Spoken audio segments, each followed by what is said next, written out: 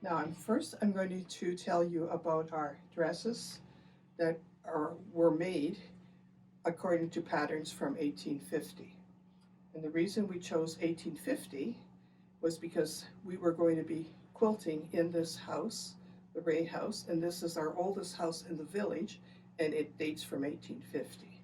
So we decided we would research and make dresses for events, and we would all be wearing them as quilters. So we made about a dozen of these dresses.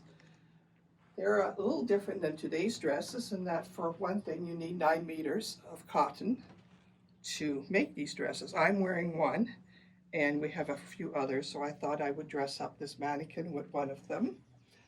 The first thing we did after we bought our 9 meters of it and studied the pattern was noticing that there are yokes at the back. I think it's easier to see it on my dress, and you'll never see this on a modern dress. And I don't know why, but they felt that they had to streamline the shoulder blades with these yokes at the back.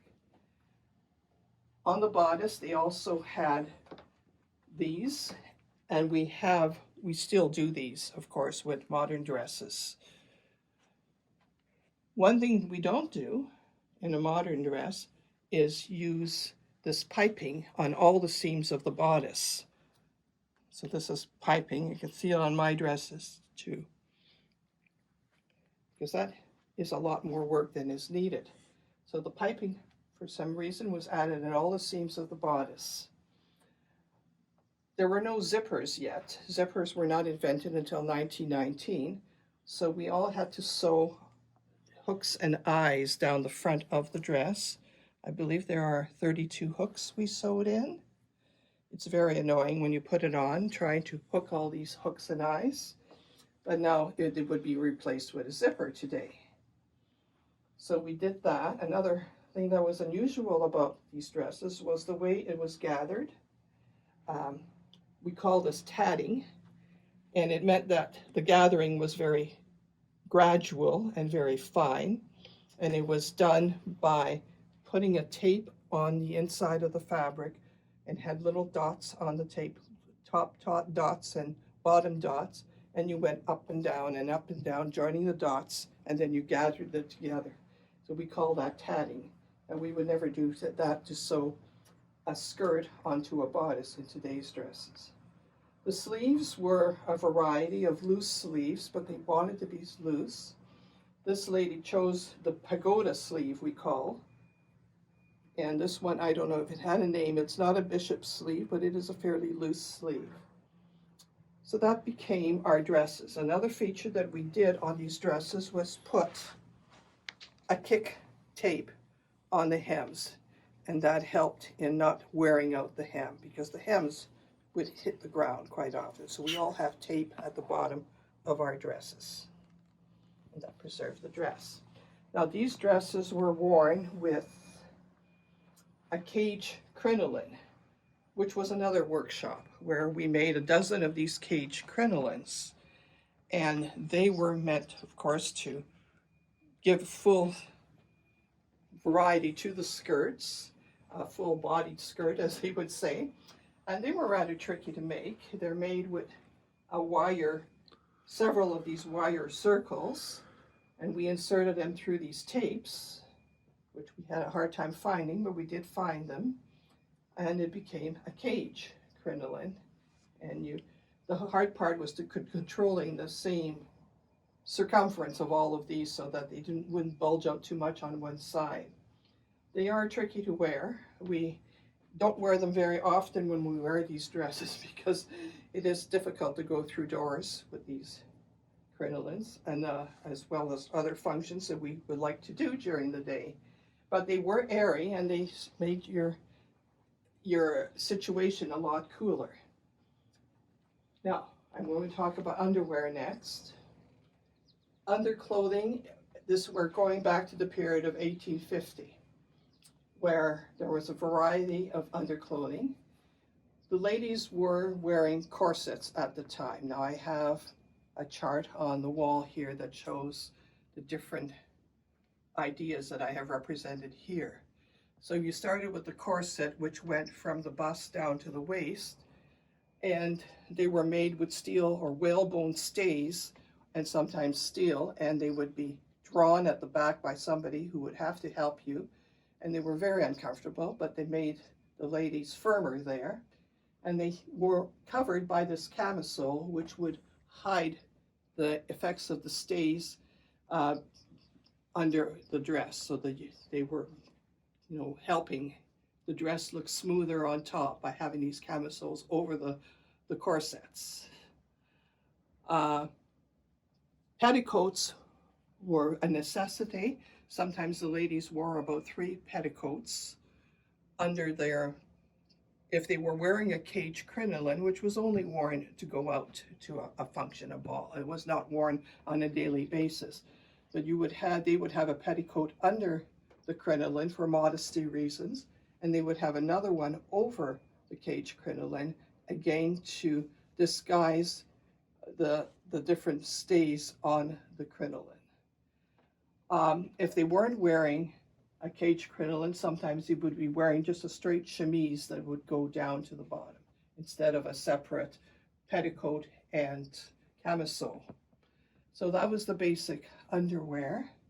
Now on this side I have put out the things they would wear not for working. The other side was working underwear, but this was everyday situations.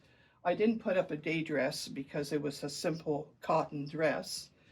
And the settlers didn't have a lot of clothing. They would have an outfit for working in, another outfit for going to church, and maybe 2 more outfits if they were going to a dance, if there was a dance. So the ladies would have at the most 4 dresses. They would wash their underwear quite often, but they didn't really wash the dresses. But they tried to keep them clean, and they did it in a variety of ways. They wore different types of aprons. I don't have a pinner apron to show you, but a pinner apron was worn over a working dress or a day dress, and it was just pinned. It had a bib, and it was just pinned to the dress. What I have shown here is a dress apron. They would always wear an apron at home, and if they had people visiting, they would put on this dress apron. The dress apron was adorned or embellished with embroidery, and almost every girl grew up learning how to do some embroidery, and they did this on blouses and did it on aprons. Now, if they had bereavement, they had a mourning dress. And it was first stage of mourning was a very simple, straight dress. Not much adornment, maybe, like I said, a little lace around the top. By the time they got to the second stage of mourning, it would be maybe a silk black dress, but it would still be black. If they went out, they had a black hat with a black veil over the hat tied under the chin. So everything had to be black. By the third stage of mourning, so you were mourning for maybe 1 or 2 years, they could wear lilac or gray with black cuffs and a black collar. They still had to show some black. So mourning dresses were a necessity. If they went out on a cutter, they wore a cape. So this is one of our nice old capes. If they didn't have to have anything that warm, they just wore a shawl. So maybe in the summertime they would wear a light shawl. It could be knitted or it could be a cotton shawl. If they had a dance or a nice party to go to, they wore. Of course, you would have to be wealthy to own a dress like this. And you would have your own seamstress. So they would order this dress to be made for them. And this is one of our fancier dance dresses. Of course, they had underwear that was necessary for this dress. Unusual sleeves in it, which I have never seen in other dress. I also hung up this little blouse, and it had the fashionable bishop sleeves. It's very fragile, made with fine silk and lovely lace. And I have this picture of a lady wearing something similar in the sleeves. This is a wedding picture. I believe it belongs to one of the Bicks. The Bick family is one of our pioneer families in the village. On this side, I also have what we called This didn't come out till around the 1920s, the shirtwaists, and there were catalogs out at this time, especially from Toronto, and you could order your shirtwaist dresses, or shirtwaist blouses in a sense. They would end obviously at the waist, and they were worn with an A-line skirt. So the clothes were getting a little simpler to handle. Now, going back a little bit to before 1900, you had a fair number of accessories that were needed when you were going out. This is one of my favorites. It's a muff. And I had a muff as a child because I grew up in Port Arthur, which is now Thunder Bay. And I loved having a muff. It kept your hands warm in the wintertime, and it quite often had a zipper like this, so it acted as a purse as well. So very convenient. I don't know why it ever went out of style, because I would still like to be using muffs. When the ladies went out, they had these little purses, we call them reticules, and they would carry these around in various fabrics, small purses. By 1919, the beaded handbag showed up, and again, this was for a fancy occasion. So we had one of those. The ladies liked to, well, they always wore gloves. These gloves are kid leather. Sometimes they had white gloves. They always had fancy handkerchiefs with them that had been embroidered. At one time, the fan was a very important accessory for the women at a dance, and there was a language associated with fans that they knew, and some of the men knew, but if they did certain things with the fan, it meant something. If the man was observing, like, I would like to get to know you, things like that. So they had a whole vocabulary that went with fans. Fans were very fancy, and they were wonderful. At home, they wore just caps or bonnets like I'm wearing, but if they went out, they wore quite often a slat bonnet. And a slat bonnet has a huge rim because they did not want to have their skin touched by the sun. And it has slats of cardboard in this rim so that it keeps them out from the sun. They're not attractive. We made a few of them, but the ladies did not want to wear them because they're not attractive.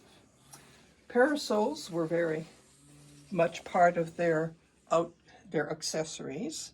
I have that little one there, and I have opened one that I made for my fancy dress on the floor here.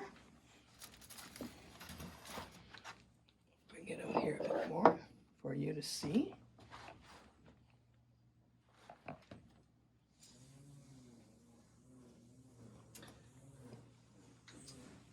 I didn't really go into great detail about shoes. The ladies wore always ankle-high shoes like this when they were working. And if they went to a dance, they had dancing slippers. They usually had only the one pair of shoes. A basket was a very important part of their going out. It was for going to the market, gathering in the garden. So baskets were part of their household items. And I believe I have covered everything.